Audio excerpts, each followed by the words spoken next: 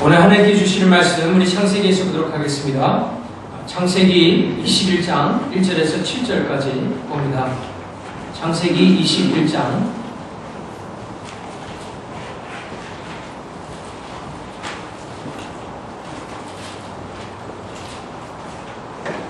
1절에서 7절까지 보겠습니다.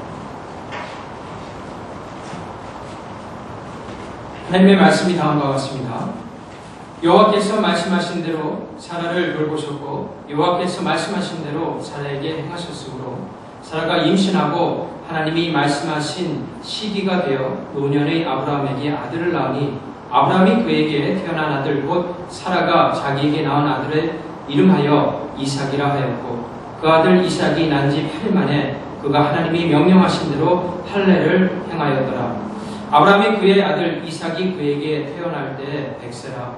사라가 이르되 하나님이 나를 웃게 하시니 듣는 자가 다 나와 함께 웃으리로다. 또 이르되 사라가 자식들을 젖먹이겠다고 누가 아브라함에게 말하였으려마는 아브라함의 노경에 내가 아들을 낳았도다 하니라. 아멘.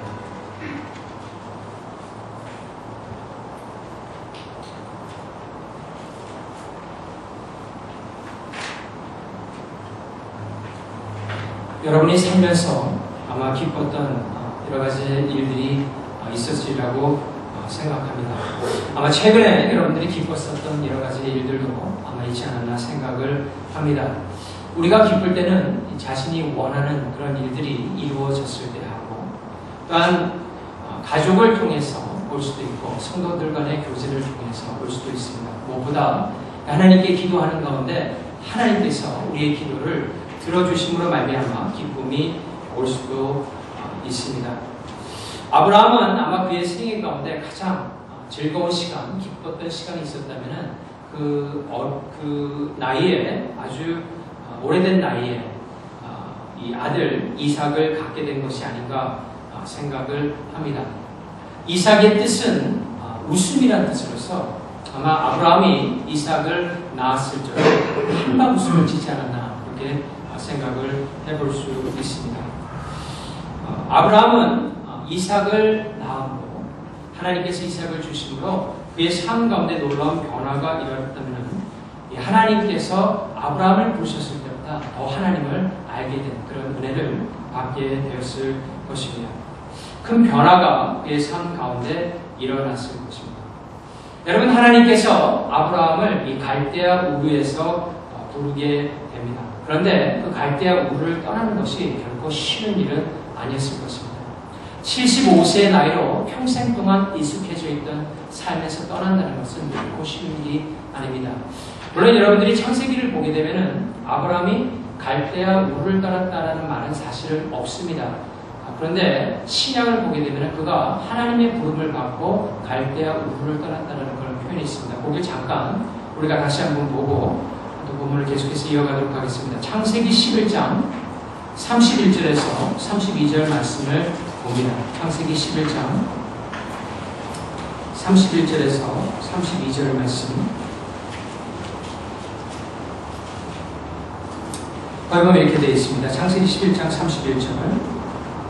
데라가 그 아들 아브라함과 하란의 아들이 그의 손자 롯과 그의 며느리 아브라함의 아내 사레를 데리고 갈대아인의 우르를 떠나 가나안 땅으로 가고자 하더니 하란에 이르러 거기 거류하였으며 데라는 나이가 205세가 되어 하란에서 죽었더라라고 되어 있습니다. 거기에 보게 되면은 어떤 하나님의 부르심에 따라서 그 가족이 움직인 것이 아니라 데라, 즉 아브라함의 아버지의 어떤 움직임에 따라서 움직인 것이라고 볼 수가 있습니다. 그런데 스데반의 설교를 듣게 되면 그렇지가 않아요. 사도행전, 그래서 우리가 구약과 신약을 같이 봐야 되는 이유가 있는데요. 사도행전 7장 2절에서 4절 말씀을 봅니다. 사도행전 7장 2절에서 4절 보면은 다음과 같은 증거를 하고 있습니다. 사도행전 7장 2절에서 4절. 스데반이 이르되 여러분 부영들이여 들으소서. 우리 조상 아브라함이 하란에 있기 전 메소포다미아에 있을 때 그것은 그 갈대아 우주지역을 가리킵니다. 영광의 하나님이 그에게 보여 이르시되 내 고향과 친척을 떠나 내가 내게 보일 땅으로 가라 하시니 아브라함이 갈대아 사람의 땅을 떠나 하란에 거하다가 그의 아버지가 죽음에 하나님이 그를 거기서 너희 지금 사는 이 땅으로 옮기셨느니라. 즉 가나안을 가리키는 것이죠. 그래서 거기에 보게 되면은 데라에서 움직인 것이 아니라 하나님께서 갈대아 무에서 이미 아브라함을 부르셨고 그 부르심에 따라서 이 아브라함이 움직이기 시작했다라는 것입니다. 그가 처음에 하나님의 말씀을 완전히 이렇게 빨리빨리 순종한 사람은 아니었어요. 그래서 갈대아 우를 떠나기는 했지만은 도상에 있는 하란에 머물게 됩니다. 하란에서 물론 아버지가 연로해서 움직이기 힘든 것도 있었지만은 그가 썩 내키지 않았기 때문에 하란에서 어느 정도 머물고 데라가 죽은 다음에 오랜 세월이 흘러서 데라가 죽은 다음에 아버님이 죽은 다음에 그 다음에 파이널리 가나안으로 창세기 12장에 보면 하나님께서 다시 나타나셔서 가나안으로 가라 하시고 그 명령에 따라서 움직이는 것을 볼 수 있다는 것입니다. 우리는 지금까지 이 아브라함이 우를 떠나 또 하란에 도착해서 이 가나안까지 오는 그런 여정을 같이 살펴보았습니다. 하나님께서는 우리에게 이 아브라함의 이 사건을 가르쳐 주시면서 우리에게 가르쳐 주시고자 하는 목적하는 바가 있다는 것입니다. 그것은 뭐냐면 하나님이 어떤 분이신가를 우리에게 나타내시고자 한다는 것입니다. 하나님을 좀 더 알게 한다는 것이죠. 여러분 하나님을 안다라는 것은 무엇입니까? 하나님을 안다라는 것은 첫 번째 하나님의 성품을 우리가 알아가는 것입니다. 다시 말한다면 하나님께서는 무엇을 좋아하시는가 또 무엇을 싫어하시는가 그런 성품, 하나님이 어떤 분인가를 우리로 하여금 알게 한다는 것입니다. 한 가지 더 우리가 하나님을 안다라는 것은 하나님께서 어떻게 일을 해 나가시는 것을 안다라는 것입니다. 어떤 방법으로 일을 하시는지를 안다라는 것입니다. 그래서 성경은 이 하나님이 어떤 분이신가를 나타내고 또 하나님께서 어떤 일을 하시는 분이신가를 크게 나타내는데 그렇기 때문에 이 성경의 각절을 보게 되면 하나님께서 어떤 분이시고 어떨 때 진노하시고 어떨 때 기뻐하시는 것을 우리에게 가르쳐 주고 있습니다. 또한 성경 전체를 통해서 하나님께서 크게 하시는 일이 있는데 그것은 다른 것이 아니라 이 하나님의 백성들을 구속하는 일을 하십니다. 역사 가운데 우리가 볼 수 있는 그 장면은 구속하는 것인데 구속한다는 의미는 하나님께서 값을 치르고 죄에 노예된 하나님의 백성들을 자신의 백성으로 만들어가는 일을 한다는 것입니다. 그것이 성경 창세기부터 요한계시록까지 나와 있습니다. 그와 같은 흐름을 통해서 우리가 오늘 본문을 보게 되면 오늘 본문 가운데서도 하나님이 어떠한 분이신가를 증거하고 있습니다. 두 가지 하나님의 중요한 성품을 오늘 본문에서 증거하고 있고 또 그로 인해서 하나님께서 아브라함에게 주신 그 은혜, 다시 말해서 우리가 그것을 알므로 인해서 우리 가운데 하나님께서 주시는 은혜를 우리에게 증거해주고 있다는 것입니다. 오늘 본문을 통해서 먼저 하나님이 어떤 분이신가를 먼저 보도록 하겠습니다. 그리고 난 다음에 그 일을 알므로 인해서 우리 가운데 주어지는 하나님의 은혜가 무엇인가를 생각해 보도록 하겠습니다.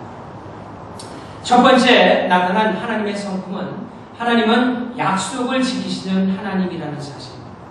하나님은 약속을 지키시는 하나님인 것을 증거하고 있습니다. 우리 창세기 21장 1절 말씀을 보겠습니다. 창세기 21장 1절 여호와께서 말씀하신 대로 사라를 돌보셨고 여호와께서 말씀하신 대로 사라에게 행하셨으므로 라고 되어 있습니다. 하나님께서 아브라함이 75세가 되었을 적에 부르십니다.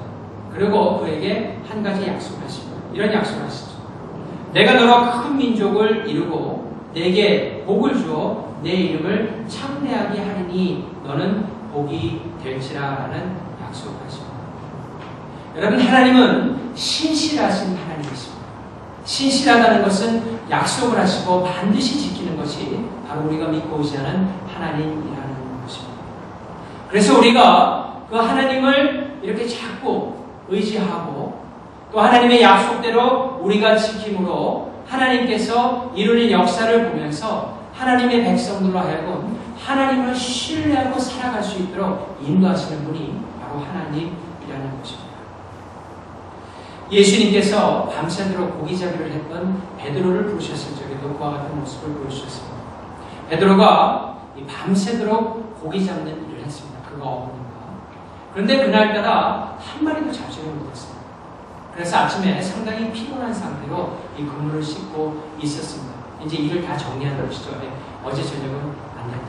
이제 씻고 오늘 저녁 때문에 해야 됩니다. 라고 생각을 하고 그렇게 씻고 있었습니다. 근데 예수님께서 베드로에게 다가오십니다. 그리고 베드로에게 다음과 같은 말씀을 하시죠. 깊은 데 가서 그물을 한번 내려봐라.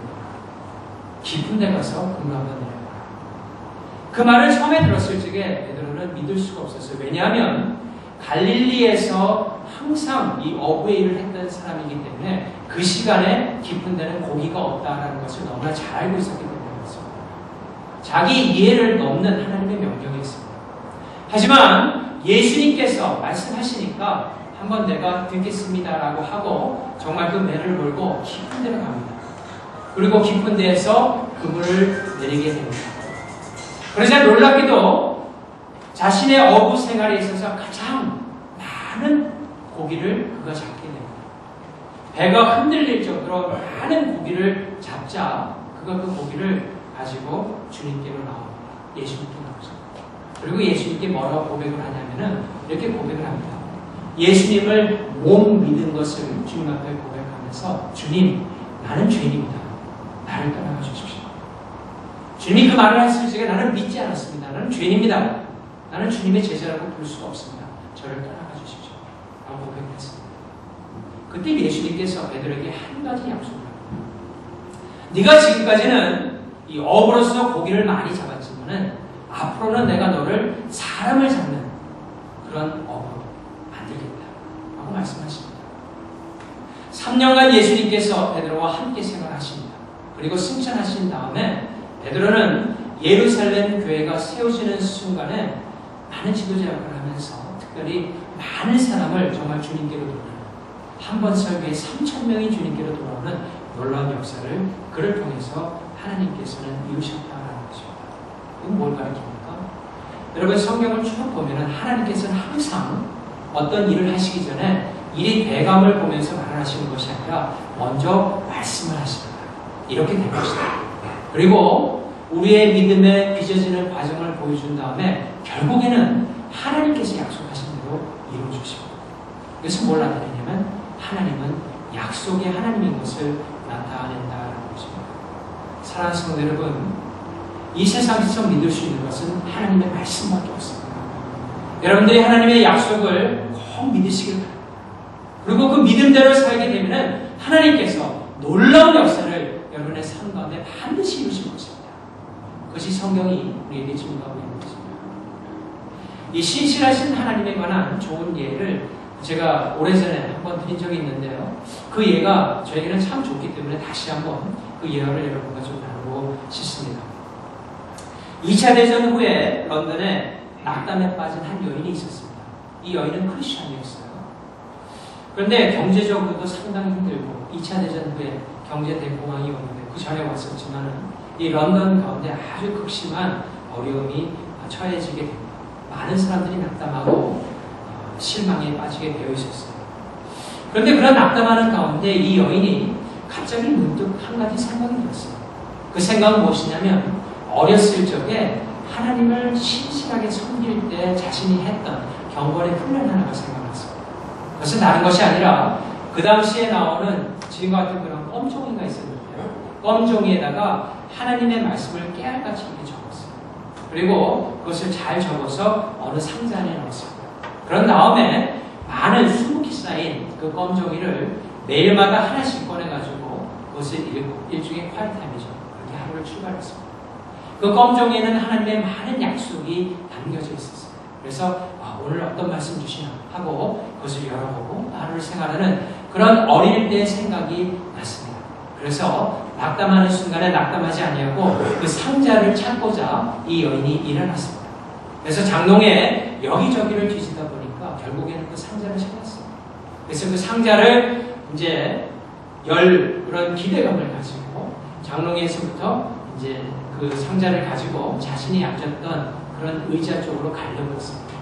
근데 그냥 갈라버리다가 이 집이 너무나 오래되다 보니까 카페트가 일어나서 카페트에 그만 걸려서 넘어지게 됩니다. 그 동시에 자신이 가지고 있던 그 상자를 꽉 하고 다 쏟아버렸어요. 그러니까 다시 실망이 되기 시작합니다. 먼저 하나님의 말씀의 중심으로 내가 조금 좀 하려고 그러는데 일이 안 되는구나 이런 생각을 했어요. 그런데 그 여인이 이 땅에 막 떨어져 있는 많은 껌종이에 적혀있을 그 하나님의 말씀을 생각해 봤습니다. 그러면서 그때 하나님께서 주시는 생각이 그런 것이었어요. 아, 나는 하나님께 한 가지 약속, 그거 약속 한번 보려고 했는데 하나님께서는 이렇게 많은 약속이 나를 향해서 향하고 있다고 이렇게 말씀해 주시구나 라고 생각을 했어요. 그 생각을 하자 그 여인은 힘을 얻었고 낙담해서 일어날 수 있었다는 그런 실제적인 예화가 있습니다. 여러분, 하나님은 약속을 꼭 지키시는 그런 하나님이십니다. 하나님께서 아브라함과 사라에게 약속을 하셨어요. 그 약속은 뭐냐면 아브라함, 너는 아브라함이라고 하는 큰 아비에서 만나서 이제는 열국의 아버지, 만국의 아버지, 여러 나라의 아버지가 될 것이다라고 아브라함이라고 이름을 바꾸셨습니다. 사라에게는 너는 한 사람의 어미가 아니라 모든 나라의 어미가 될 것을 하나님께서 말씀하시고 사라라고 이름을 지어주셨던 것입니다. 그리고 그 약속을 하나님께서는 이루셨습니다. 하나님께서는 한 번 약속하시면 꼭 그 약속을 이루시는 하나님인 것을 여러분들이 믿으시기를 바랍니다. 두 번째로 한 가지 더는 하나님의 성품 가운데 우리가 알아야 될 것은 하나님은 계획을 하시고 그 계획에 따라서 일을 진행하시는 하나님이십니다. 하나님은 어떤 계획을 하시고 그 계획에 따라서 차근차근 진행을 하시는 하나님이라는 것입니다. 창세기 21장 2절에서 6절까지 한번 봅니다. 창세기 21장 2절에서 5절까지 한번 보겠습니다. 사라가 임신하고 하나님이 말씀하신 시기가 되어 노년의 아브라함에게 아들을 낳으니 아브라함이 그에게 태어난 아들 곧 사라가 자기에게 낳은 아들을 이름하여 이삭이라 하였고 그 아들 이삭이 난 지 8일 만에 그가 하나님이 명령하신 대로 할례를 행하였다. 아브라함이 그의 아들 이삭이 그에게 태어날 때 100세라. 여러분 1절에 보게 되면 하나님께서 약속을 지키시는 하나님인 것을 잘 나타내기 위해서 거기에 보면 두 번 반복되는 말씀이 있죠. 창세기 21장 1절에 말씀하신 대로 하나님의 약속을 지킨다는 것이죠. 두 번째 2절에 보게 되면 2절에 이런 말씀이 있어요. 사라가 임신하고 하나님이 말씀하신 시기가 되어 라고 되어 있어요. 그 다음에 5절 말씀에 보면 그 아들 이삭이 그에게 태어날 때 100세라 라고 되어 있습니다. 이것은 무엇을 가리키냐면 하나님께서는 이삭을 주시는데 아브라함과 사라에게는 말 안 했지만 그들이 100세가 되었을 적에 그 아들을 주실 것을 이미 계획하고 계셨다라는 것입니다. 여러분 하나님께서는 모든 것을 계획하시고 그 계획대로 이루어 가십니다. 사람은 플랜 A와 플랜 B와 플랜 C가 있어서 계획이 잘 되는 쪽으로 가는 것이 사람의 계획이지만 하나님은 그렇지 않다는 것입니다. 한 번 계획을 세우시고 그 계획대로 움직이십니다. 그것이 성경 가운데 많이 나와 있습니다. 우리 몇 군데 좀 찾아보도록 하겠습니다. 먼저 시편 33편 11절 말씀 보겠습니다. 시편 33편 11절 말씀 33편 시편 33편 11절 825페이지입니다. 구약에 이렇게 되어 있죠. 여호와의 계획은 영원히 서 그의 생각은 대대에 이르리로다 라고 되어 있습니다. 여기 특별히 시편 33편의 전체적인 보게 되게 되면은 이 여호와의 계획이 영원히 쓴다라는 것은 모든 역사를 주관하시는 분이 하나님이다라는 것을 증거하고 있어요. 모든 역사를 주관하시는 분이 하나님이시다라는 것을 증거하는 것입니다. 이사야서 19장 17절 말씀 또 봅니다. 이사야서 19장 17절 말씀 봅니다. 이사야서 19장 17절 989페이지입니다. 구약에 이사야서 19장 17절 말씀 유다의 땅은 애굽의 두려움이 되리니 이는 만군의 여호와께서 애굽에 대하여 정하신 계획으로 말미암음이라. 그 소문을 듣는 자마다 떨리라. 아무리 강한 나라일지라도 하나님의 계획을 막을 수 없다는 거죠. 마지막으로 우리 욥기 한 구절 더 보겠습니다. 욥기 42장 1절에서 3절까지 보입니다. 욥기 42장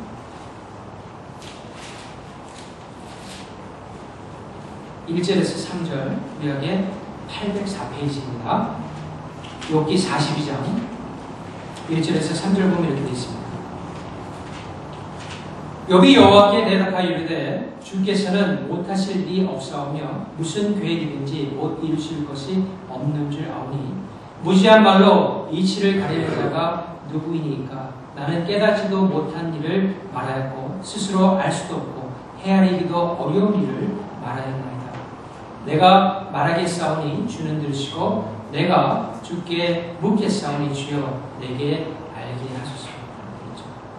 거기 보면 하나님께서는 계획을 가지고 이루어간다는 거죠. 여러분 이건 뭘 가리키냐면 하나님께서는 크게 인류의 모든 역사를 계획하시고 그 계획에 따라서 움직이십니다. 더 나아가서는 각 개인을 향한 계획을 하나님께서 가지고 계시고 그 계획에 따라서 움직인다라는 것입니다. 하나님의 계획에는 아브라함과 사라에게 이삭을 주는 정확한 때가 아브라함이 100세가 되는 해였습니다. 그런데 하나님께서는 그 둘에게 언약의 아들을 주실 것, 그 미래에 대한 계획을 말씀을 하셨지만 그것이 언제라고는 말씀하지 않았다는 것입니다. 그래서 아브라함은 그 하나님의 계획을 자신의 뜻대로 한번 이루어보려고 했습니다. 그래서 시간이 지나도 자신의 가정 가운데 아들이 생기지 않자 먼저 하나님께 그렇게 말을 했죠. 하나님, 엘리에셀 자신의 가장 충성된 종이 있는데 그가 나의 상속자가 되게 해주세요. 라고 그렇게 계획을 말했습니다. 그래서 하나님께서 아니다, 그것이 아니라고 분명히 얘기했죠. 너와 사라를 통해서 나는 그 적자가 너의 정말 상속자가 될 것을 하나님께서 말씀하셨습니다. 근데 시간이 또 흘렀어요. 시간이 흘러도 사라에게 아이가 가질 기미가 보이지 않자 이제는 자신의 계획을 실행으로 옮깁니다. 그래서 사라의 말을 듣고 어떻게 했습니까? 하갈을 통해서 아이를 가지게 됩니다. 이스마엘이 그렇게 해서 난 것이죠. 그런 다음에 하나님께서 그들이 하는 행위를 보면서 마음이 영 좋지 않으셨어요. 그래서 15년 동안 이 아브라함과 사라와 말씀을 안 하셨어요. 그러다가 15년 후에 다시 나타나셨어요. 그 말씀을 하니까 그제서 아브라함이 이제 이렇게 말하는 거예요. 하나님, 이스마엘이 있습니다. 하나님의 계획대로 100%는 아니지만 50%는 되지 않습니까? 그러니까 이스마엘로 상속자를 삼으십시오라고 하나님이 자신의 계획을 그렇게 말합니다. 그때도 하나님은 아니라고 말씀하시죠. 아니다, 너희 둘을 통해서 반드시 낳게 될 것이라는 것입니다. 그리고 하나님께서는 100세가 됐을 적에 하나님의 계획을 이루어옵니다. 여러분, 지난 시간에도 우리가 보았지만은 하나님께서는 그 아브라함을 보시고 당신의 뜻을 이루어 가시며 약속하신 것을 이루시고 당신의 계획을 이루어 간다는 것입니다. 그를 통하여서 믿음의 사람으로 아브라함을 연단하게 됩니다. 그를 통하여 하나님의 놀라운 계획을 이룬다라는 것입니다. 그런데 한 가지 우리가 의문이 좀 생기는 것이 있습니다. 우리의 삶 가운데서도 우리가 하나님의 약속을 생각할 적에 좀 의문이 생기는 것이 있죠. 그것은 무엇이냐면 왜 하필이면 75세 때 부를 적에 100세 때 아들 갖는다고 미리 말해줬으면 아브라함이 그런 행동들을 안 했을 텐데 왜 하나님께서는 100세라는 말을 하지 아니하고 그냥 아들만 준다라고 얘기하고 아브라함이 그런 어떻게 보면 연약한 부족한 믿음을 드러나게 하셨을까라고 생각해 볼 수 있습니다. 그것은 하나님께서 아브라함을 통하여서 이 아브라함의 어떤 부족한 연약한 그런 믿음의 모습만을 드러내려는 것이 아니라 여기가 중요합니다. 하나님께서는 때에 따라서 우리가 이해하지 못하는 원대한 계획을 가지고 계시는데 아브라함에게 했던 약속을 성취함과 동시에 하나님께서 더 크게 이룰 그 일을 아브라함을 통해서 나타내시기 위해서 그런 일을 하셨다는 것입니다. 우리가 에베소서를 보면 조금 알 수 있어요. 에베소서 3장 6절에서 9절 말씀 보겠습니다. 에베소서 3장 6절에서 9절 말씀. 신약의 에베소서 3장 6절에서 9절까지 봅니다.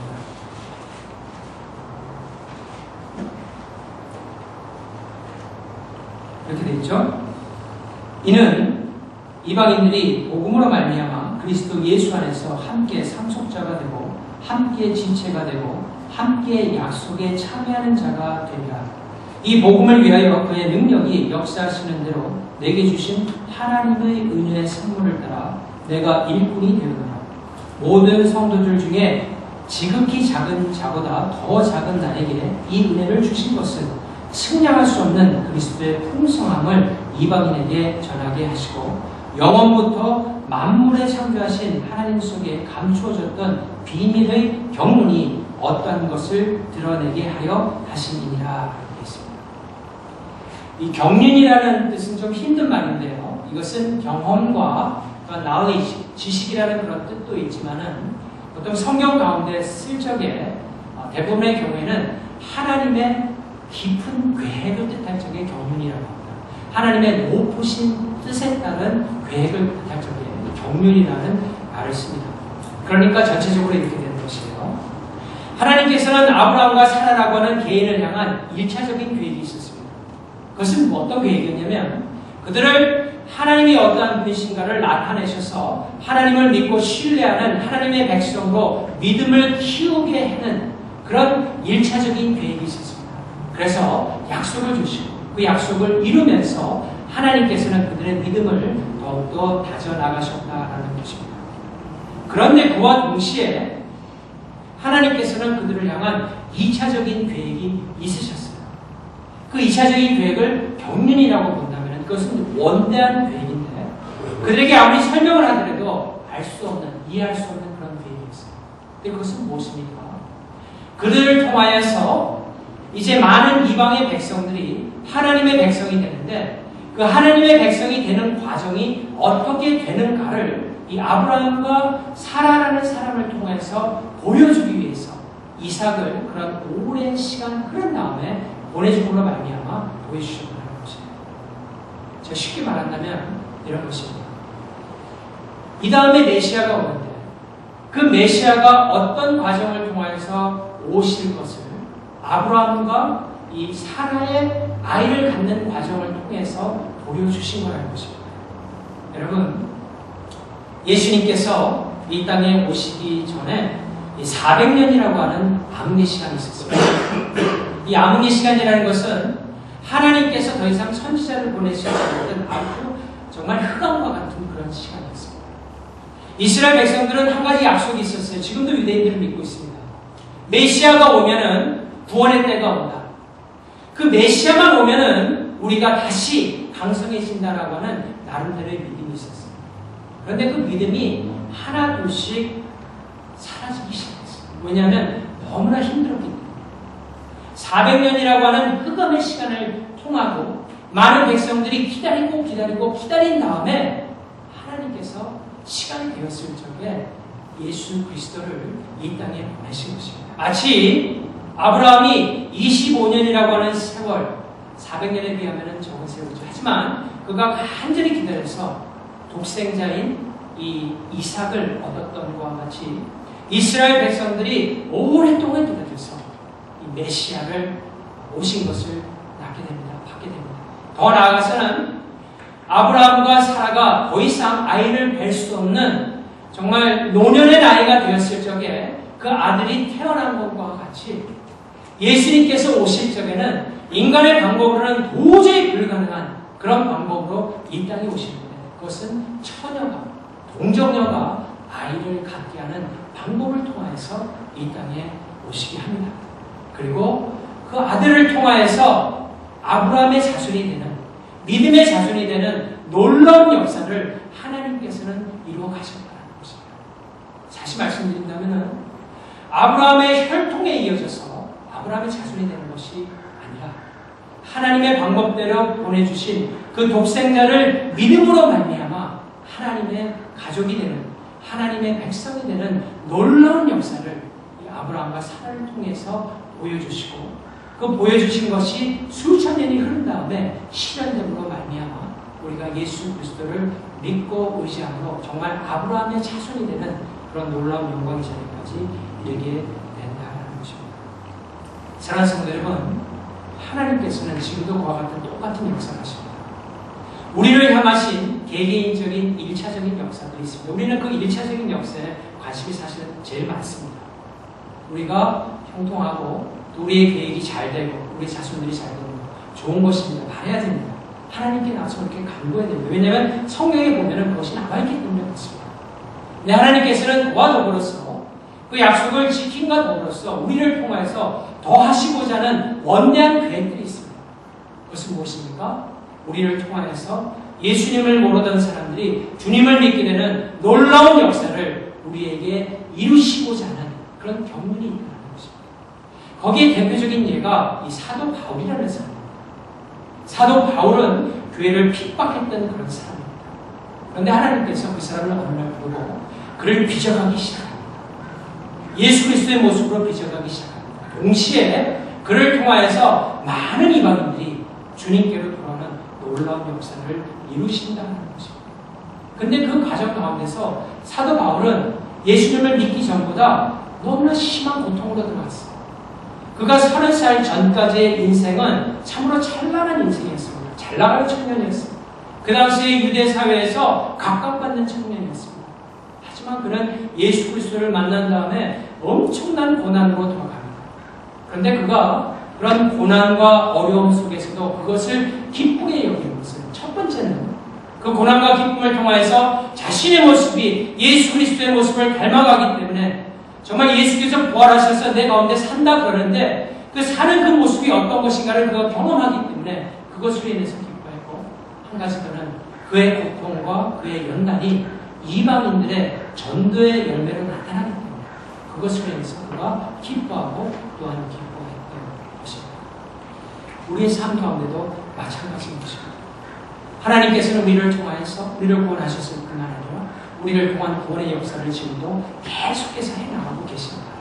그런데 우리를 통하여서 구원하는 그 역사의 하나님의 방법은 다른 방법이 아니라 우리를 예수님과 같은 사람으로 빚음으로 만들므로 말미암아 그 과정을 통하여서 하나님께서 우리 주변에 예수 그리스도를 증거하는 사람으로 만들어 가신다는 것입니다. 그런 가운데 우리가 때에 따라서 삶의 어려움이 있고 고난이 있긴 하지만 하나님께서 우리의 삶 가운데 이루시는 놀라운 계획을 생각할 적에 우리는 기뻐하고 감사할 수 있습니다. 끝에 가서는, 종국에 가서는 기뻐하는 삶을 살 수 있게 된다는 것입니다. 여러분, 아브라함과 사라가 결국 100세가 되었을 적에 이삭을 얻죠. 그리고 그 이름을 웃음이라고 짓습니다. 왜냐하면 그 오랜 고생 가운데 보람 있는 그런 아들을 얻었기 때문에 그렇습니다. 그 무엇입니까? 하나님의 약속을 믿고 끝까지 가는 자에게는 전국에 가서는 하나님께서 큰 기쁨을 주신다라고 하는 은혜의 메시지가 여기 있는 것입니다. 우리의 삶도 마찬가지입니다. 우리의 삶 가운데서 하나님의 말씀을 믿고 그 믿음을 따라가는 모든 사람들에게는 전국에 가서는 하나님께서 주시는 큰 기쁨의 삶이 우리를 기다리고 있다는 것입니다. 그것은 이 세상에서 누릴 수 있는 그 어떤 삶보다도 큰 기쁨의 삶이 될 것을 하나님께서 우리에게 약속하고 계신 것이고, 그것이 바로 하나님께서 우리를 향하신 일인 것입니다. 사랑하는 성도 여러분, 하나님께서 또 새로운 한 주간을 허락하십니다.